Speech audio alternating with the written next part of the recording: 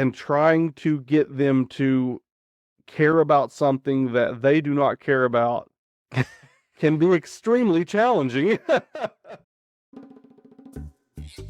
Welcome back to Teacher Tales, where we give you the keys to overcoming teacher burnout to find work-life balance and educational bliss if it still exists.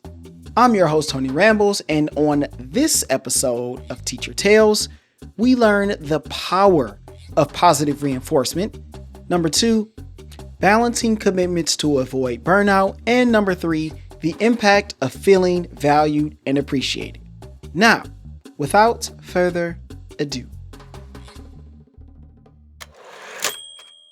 Wes, welcome to the show, man.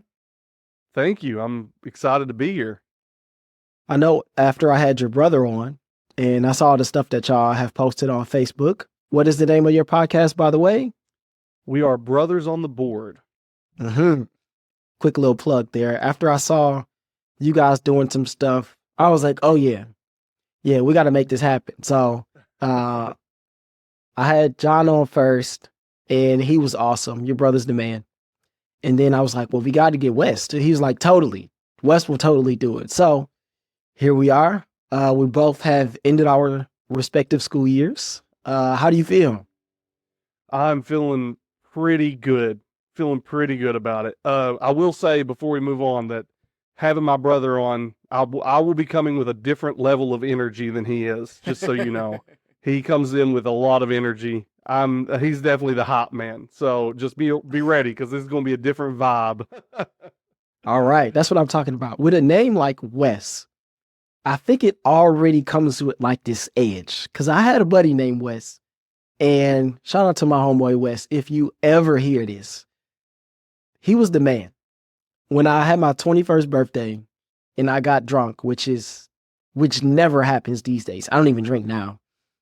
He was the guy that bought me Whataburger and took me to his house and got me to work because we all worked at the same place. So shout out to Wes. Yep. Sounds about right. I'm always the DD. I'm the designated person for sure. So let's start from the beginning. How long have you been in education? What do you teach, and what roles have you previously had or are currently in? All right. So I started in education 7 years ago. I came in about halfway through a school year. So I graduated. I took 4.5 years to get out of college, to get my bachelor's, because I switched majors. So I came into education a little late. I subbed for a full year or a half a year before I actually started. And then I've been teaching for 6 years. So I subbed for a year, full-time teacher for 6. I teach science and social studies, which is a very interesting combination. Everyone's always like, you got that's both. weird. Yeah. Middle grades education, science and social studies. And usually you see like science and math or social studies English. So I have a very interesting certification for sure. And then before teaching, I worked like some summer camps. I haven't done anything outside of that really. That's kind of been my professional career the whole time. So you went to college and then came out straight to being a teacher. How do you straight think out the gate? How do you think that helped you in regards to what you bring to the classroom? Because what was your major in college? I was middle grades education, with focus area of science and social studies. I started in psychology originally, so that's where I began, and I think that gave me a really good outlook on like the mind development, obviously development of the brain, and that's really what I started out in that field, and realized very quickly that like early childhood development into those middle years was really where I was like my focus area. Now, a little bit of background on my family, which you said you had my brother on. He's a teacher, teaches English. My father taught 31 years. And I have several aunts and uncles. Like my whole family is teachers. Yeah. So going into college, I was like, I will do anything but teach. Like that is the one thing I will not do. I told my wife that. I was like, I'm not teaching. I'll do whatever. And then like a year later, after I was in psychology, and I was like, oh man, I really, really like this area of the brain development. And I was like, well, maybe I could be a middle grades teacher. And she was like, you said you wouldn't do that. I was like, yeah, well, here we are. They got me. They got me. Yeah. That's interesting because when he tells the story, he's like, during the summertime, we're all out. We're all off work. He's like, he had no idea that other families, like other people, they would work in the summertime because growing up, he said all my family was off. We'd hang out all summer and it was just a blast. And so it was like a wake-up call for him. So do you have any stories about those summer times hanging out with all the teachers in your family that maybe, I guess, pushed you away from trying to be a teacher? As you said, you didn't want to do it before. I always like saw the side of education, you know, your mind is always going. I always heard my family talking about like everything that was going on in their classroom, all the struggles that they had no control over with their students. And so I think that really pushed me away. And then just seeing like other friends, families that like had other careers, I always thought that was like super interesting because I only saw this one career path. Right. So I always kind of was like, oh, I wonder what it'd be like to, you know, be a civil engineer because I had a friend whose father was a civil engineer. Or I always thought like, what would it be like to be a psychiatrist or anything like that? So I just thought, I think there was like a curiosity to it. Yeah, like, is the grass greener? Because everybody here is a teacher. I need to see something different. Yeah. Yeah. That's exactly what it was. So what was your like welcome to the classroom moment when you got into teaching? It could be your first year, it could be a different year. What was that time when you go, huh, I'm a middle school teacher? Oh man. That's a good one. So I would say my welcome to the classroom moment happened very quickly. My first week of teaching, I've told this story on Brothers on the Board, by the way, plug. Shout out.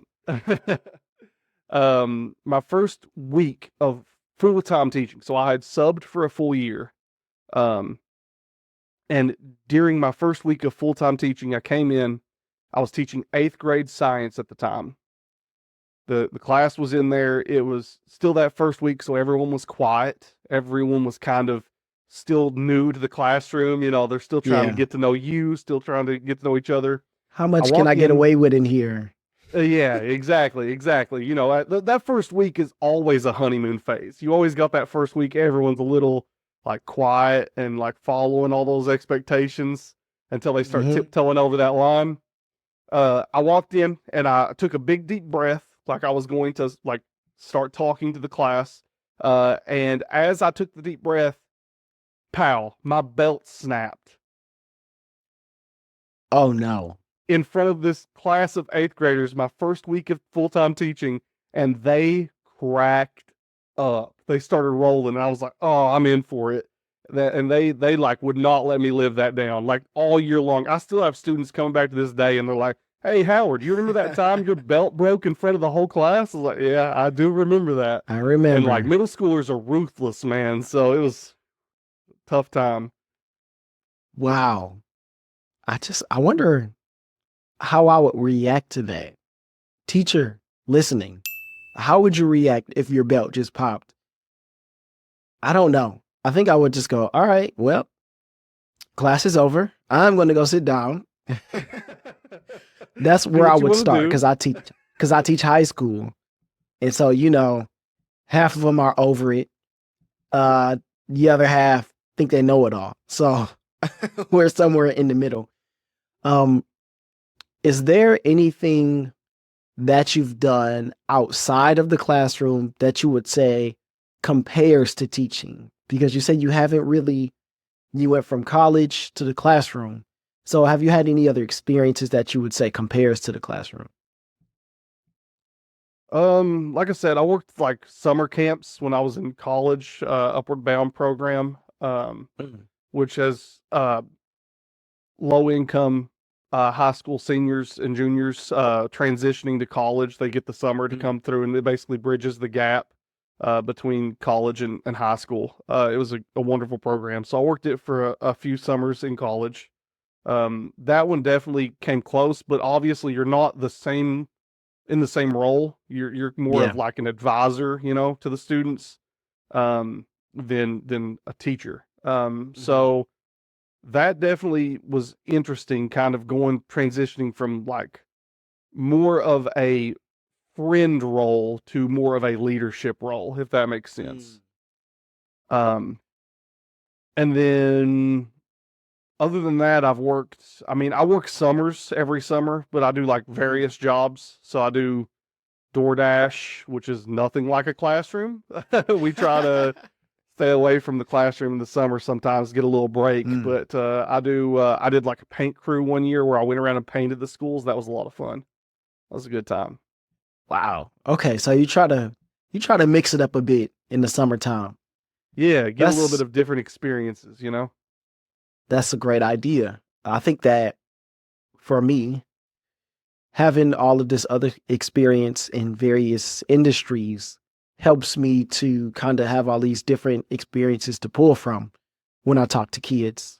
And I think that we're coming from like these two different sides where I come from industry and working and stuff, but you come from the college side where that's where you pretty much broke your bones. Can we go with that? Okay. Yeah, well, there you go. That one works. That one works. So how much do you think that benefited you just kind of coming from the academia side where your degree is in teaching and you pretty much been taught how to teach it? So I talk all the time about how I feel like college does not prepare you for the classroom. Mm. Um, I feel like there were definitely some benefits of coming straight from college into the classroom where I'm able to still think about my experiences. I'm not that far out from when I was in high school still. Mhm. I'm 28 years old. So I can still kind of think back to that time and empathize with students. So I think that like allows me to kind of draw on that experience a little bit better than if I was removed from the classroom for a while into another professional setting and then Mhm. coming back. That could be, I guess, a little bit different. That makes sense. Yeah. How would you describe teaching to someone who's never taught in the classroom before? How would I describe teaching to someone who has never or has not been in the classroom before? Trying to get the attention of 28 people who have all different thoughts and backgrounds of life and trying to get them to care about something that they do not care about can be extremely challenging. um, but when you see the switch flip Yep. in their face and they get it, right? That's what it's all about. And that is where you get rewarded. That's I feel like where a lot of teachers forget. You forget that those moments. I think when we can remember those moments more often than we remember the hard stuff, I think those kind of things will help us to battle what this podcast is all about, which is the burnout that happens over a course of a year, a course over a semester, over a lifetime of teaching. What are some of those moments that you remember that help you to get through the difficult moments? Like, what was one of those aha moments that you had with a kid where you go, okay, yeah, it's worth it? Um, so I would probably, I mean, my third year of teaching, I had quite a challenging group. Um, and there were days that I dreaded going into the classroom, like absolutely dreaded it. But I had a student that year that I thought could not stand me. I was like, this student does not care for me at all. Right? And they wrote me a letter that year that I was ready to quit. Like I was like third year of teaching. I was like, I don't want to do this for the rest of my life. Like this is not, Wow. I cannot come in here and, and like feel the like unappreciated and feel the way I feel. And this student wrote me a letter, just thanking me for like not giving up on them. And I was like, wow. And I just about did. Like this really just about happened. I Mm. won't go into the like full detail of it, but like, yeah, they like it was a very heartfelt letter about like just thanking me for listening.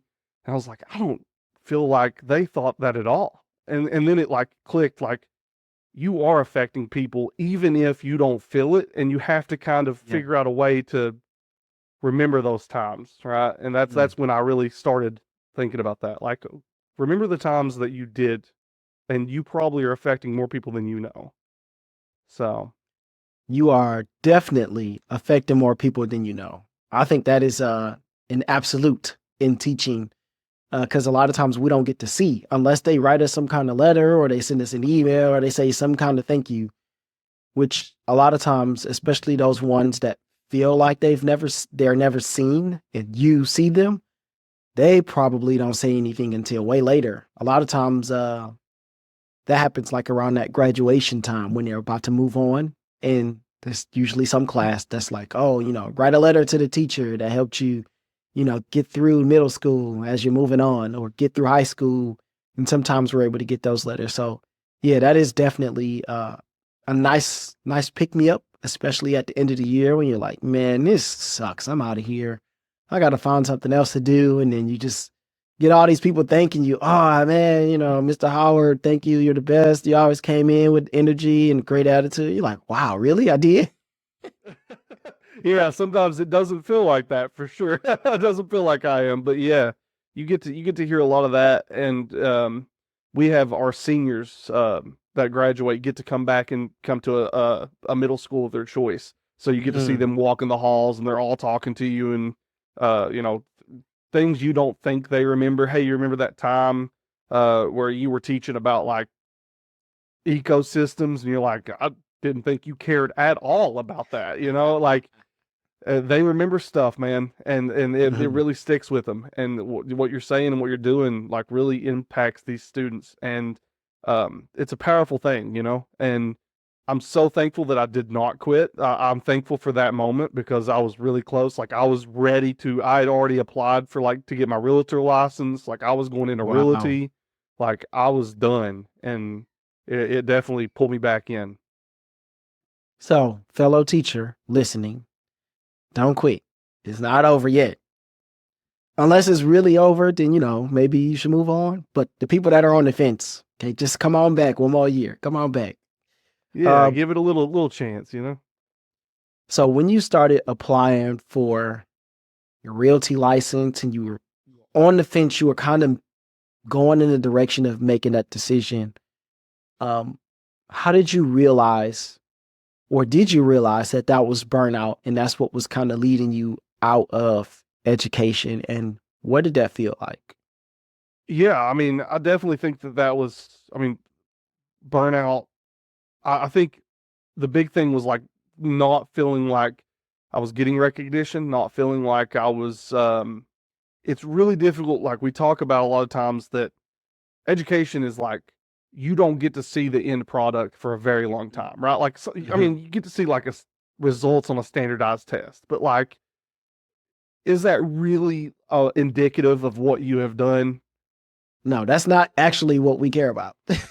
Yeah, believe it or not, that's not what we care about. But so you don't get to see those results. So you have to figure out a way to intrinsically motivate yourself. Mm. And I was not doing that at the time. I was not motivating myself, and I was looking for some kind of recognition or some kind of um pat on the back that just wasn't coming. And I think a lot of times Mm. teachers feel that way. I mean, it's a very isolating profession. Um, and you have to be able to motivate yourself. You have to be able to say, okay, this is what I'm doing. I know I'm doing a good job. I know I'm impacting these students. So you Mhm. really got to pump yourself up a lot of the times. And I feel like my brother and I have talked about it before. Like, we are trying to spread more positivity with other teachers. We're trying to compliment. We did a compliment challenge where we had to compliment some of our coworkers, because Mhm. I don't feel like we're sharing enough with our coworkers. It's Agreed. isolating, and we're just not spreading as much love as we should be, you know?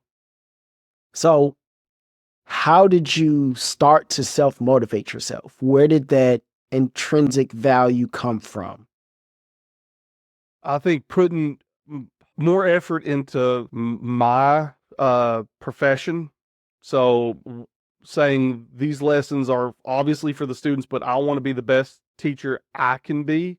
I want to seek out professional development, which I think a lot of times we get a little mixed up with burnout. Mhm. I feel like a lot of people think I'm burnout, I need to stop or I need to cut back. And sometimes that is the case. If you are the type A person who's staying after school, 3, 4 hours a day, and you're Ooh. grading papers. Like, I got people at my school that, like, I'll do some kind of coaching or something. I'll help out with some kind of club, and I'll leave, and they'll still be in their classroom grading. I'm like, Yeah. you gotta work on that. That obviously that's a problem. But I think also, if you cut back too much, which is something I don't think people talk about, if you don't commit yourself to it, and find ways to make yourself feel more passionate about it. And I found that through looking for PDs, trying to, better my craft, reading articles, starting a podcast Mhm. about it. And we have found, since we have started the podcast, since we've started discussing education more, that we actually are more motivated in the classroom because we feel like we are putting out a good quality product, if that Yeah. makes sense. Um, so not just, cutting back and being like, I'm done. I think that could also contribute to some burnout sometimes. I think it's important for teachers to not just do a bunch of stuff. I think instead of doing, we'll put the number at 5. Instead of doing 5 things that you have to do all the time that you're obligated to, and maybe you don't care about any of them, try to find 1 or 2 things that you do care about, that you are passionate about personally, that you can then transfer to what you're doing in school. And when you can do that, now you're already working in the area of something that you like, probably working in the area of something that you're an expert in, and now you're passing that expertise on to the kids. Now you are probably creating something new, something that you could share, something that'll make the school better. Now I don't think we're dealing in burnout because you're not doing a bunch of stuff that you have no interest in, no passion for. So if teachers can find 1 or 2 things instead of going to 0, because this is what happens. The teacher that really cares and just wants to do stuff anyway, that person is doing 5 things now, 3 or 4 of which they don't care about because we have a teacher over here doing 0 and they're going home at the bell. And it sounds like you're the same way. I can't just not be involved in stuff. Like I like stuff. I love where I work. I love the people that I'm around. So it's like I want to do stuff. It's when I have to do all the stuff that I don't want to do. That's where we start to burn out and you shaking your head. I think you got Oh something yeah. for us.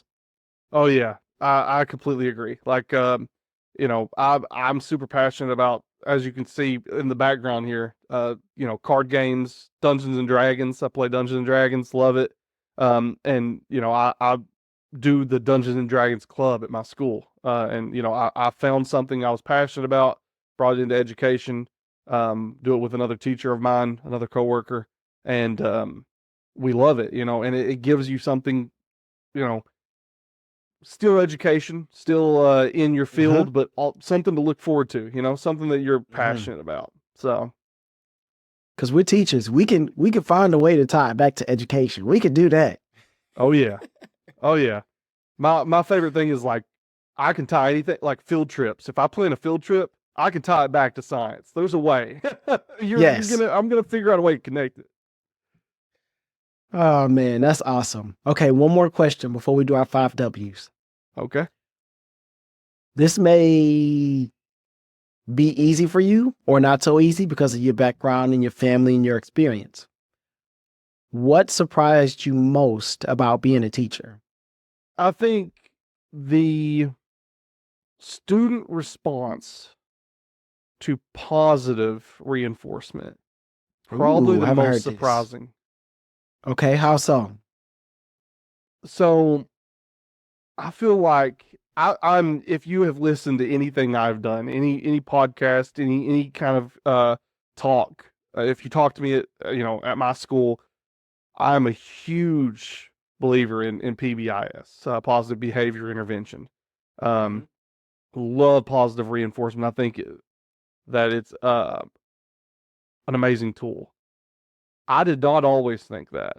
I was starting out was way more old school. Coming from a family of teachers, I had that old school take on things. Students needed consequences, stern, and not to say there's not a spot for consequences, but it needed. Why would we reward students for doing what they are supposed to do? That whole take. Mhm. Mhm. But students really, for the most part, I mean, even most of your behaviors, I mean, you'll have one or two here or there, right? That is a unique case. But for the most part, kids want to do well. Mhm. They want to do what they're supposed to do. And I think their reaction when you give them a compliment, the power that a compliment has was shocking to me. Mm. And I think that would be the biggest shock was how powerful a compliment is. That is very good. That's new because I haven't heard that before, but it makes sense. Especially we're talking about kids, and if they were anything like me when I was a kid, it's a lot of trash talk, a lot of ragging on each other, not a lot of positivity going around. Uh, and I'm sure there are some people who aren't really great at kind of dishing it out or taking it. So those people can really kind of have some tough times. I don't think that was something going into education I really Mm. knew, and something I had to figure out the hard way.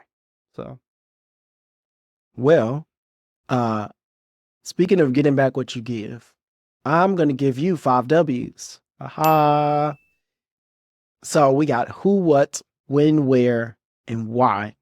So I'm going to let you choose which W question you want to answer first.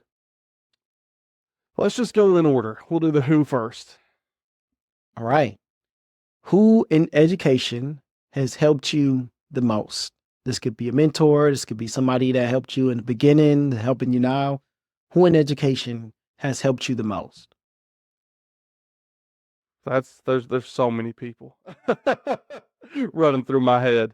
I mean, I would say my brother. I mean, we work together very closely. Brothers on the Board podcast is where we kind of bounce ideas off each other. We've done that for Mhm. years now, and we finally just was like, hey, why don't we just do this for other people to hear? Right. So I would say, he's 7 years older than me. I've kind of like done everything he has done, just a little bit later. So he's been a big inspiration for me for forever, and will continue to be. So I'd say that he has helped me the most. If I have an education question, I go to him. So Man, I wonder. You know what? That's going to get me all off into something else. Okay. Next W, it's going to be what? What 3 qualities, you only get 3, okay, make a great teacher? patience, Mm. respect, kindness. We want patience, respect, kindness. I like it. I'm just thinking in my head, I'm like, how do these things balance out one another? Because respect is not the same as being kind. It is not. It is not, and that was like the kindness was the one that I was kind of like, is that the top quality or is that a quality lower? But those are the three I'm going with. I'm I'm sticking to it. Okay, respect, patience, kindness. Hmm. Got it. Next W. When did you begin to feel confident in yourself as a teacher? The real question is, do I even feel confident in myself now? Ooh, hey, go for it. So when did I would say year 5, I started, I mean, I think I have a lot of, I think as educators, we have to have a growth mindset, right? So I think I have a lot of growing still to do. But I confidence, I would say year 5, I started really feeling confident in the classroom. Yeah, year 5. Okay. I sense that there's more, but I will not push. We'll go to where. I'll go with this since you like to do a lot of stuff. Where's your happy place? Oh, my happy place is Friday night Magic the Gathering at my local comic book store, man. That's the best. Best. I played a little D&D when I lived over in China with it was just like not many of us American teachers, so we all just got together and our manager is like a D&D guy. So I was like, I guess I'm playing some D&D. So here we go. It was Tried pretty it out. fun though. Yeah. I mean, I like being around people. So if we all playing basketball, I'm gonna play basketball. If we doing D&D, I'm gonna do D&D. If we bowling, I'm bowling. So Yeah, just as long as we're not, person. as long as it's nothing like illegal or too dangerous, then I'm in. Yeah, absolutely. All right, last W. Why do people quit education? I mean, I feel like we touched on it a little bit this episode. I feel like a lot of times people quit education because they do not feel appreciated. They do not they don't see the end product, and they don't see the value in it. You know, you go into education wanting to mold minds and change lives, which you do, but it's an extremely slow process. It's like a small trickle of water, not a waterfall, right? It's one drip at a time. And it takes a lot of people to change. You know, you yourself may not be the changing factor for every single student you see, but you are affecting them. You are definitely making a difference. It's just very difficult to see. And I think that is like the biggest reason, because you don't see the value that you're bringing. You don't And get to I see the think that was a results like problem you with me. said earlier. Yeah. I think everyone kind of has their, I guess, group of people that they connect with the best, and then obviously those are going to be the minds that you help to change the most. If each person is affecting a group, hopefully as teachers, we can gather everybody. Somebody's affecting every kid. That's always the hope, at least in my head. Like, all right, if each person is doing their job, I may not be able to get Wes, but that may be, Mr. Johnson. He's going to get Wes. So Wes is going to be good. I got John over here, so hopefully that's what we are able to do. Okay, last thing before we get out of here. What advice would you give to a new teacher? What advice would you give to an experienced teacher? New teachers, be ready to fail. There are going to be times where you do something in the classroom and it does not work the way you planned, and that is okay. Just like you tell the students, like next day it's a reset. Hit a reset button. Not every single lesson is going to go the way you want it to go, and I think that's a big one. And then experienced teachers, I mean, just be open minded, right? Growth mindset. Make sure that you listen, because a lot of times we get stuck in our ways. I mean, I've been guilty of it before too. So that's what I would say. All right, new teachers, be ready to fail. Old teachers, don't get stuck. West, any last words, Brothers on Board podcast? Brothers on the Board podcast. We drop every Tuesday. We are taking this week off, actually, since I'm on here and we have summer. We're taking like a 1 week hiatus, but we have some real big plans coming up. We're going to do some shorter episodes, like 20 minutes, some fun summer stuff. So if you want to check us out, we're going to be talking about, I think one of them is like, what is the best time for teachers to have dinner? So if you want to check that one out. All right. You heard it here first. You got the inside scoop. Brothers on the Board podcast. Wes Howard, man, thank you for coming on. I know there's so much more that we could have unraveled and dove into, but I'm grateful that you took the time out to come on the Teacher Tales podcast and share some time with me. Thank you. I appreciate it, man. Boom. I hope you all enjoyed that conversation between me and Wes, the second Mr. Howard I've had on the show. It was a pleasure having him on, as I knew it would be. It was great to compare notes and talk about our experiences, him in middle school and myself in high school. And the story about his belt popping was priceless. Before we get out of here, remember, the power of positive reinforcement is something that cannot be replicated. Be positive with those kids. Give them something to look forward to. Tell them how awesome they are, even if they're not there yet, because the hope is that one day they'll get there. Also, be positive with your coworkers. It's very easy to complain because we do have a job that can be quite difficult at times, but the positive reinforcement is always going to make our job a better place to be. Also, as always, please balance your commitments to avoid burnout.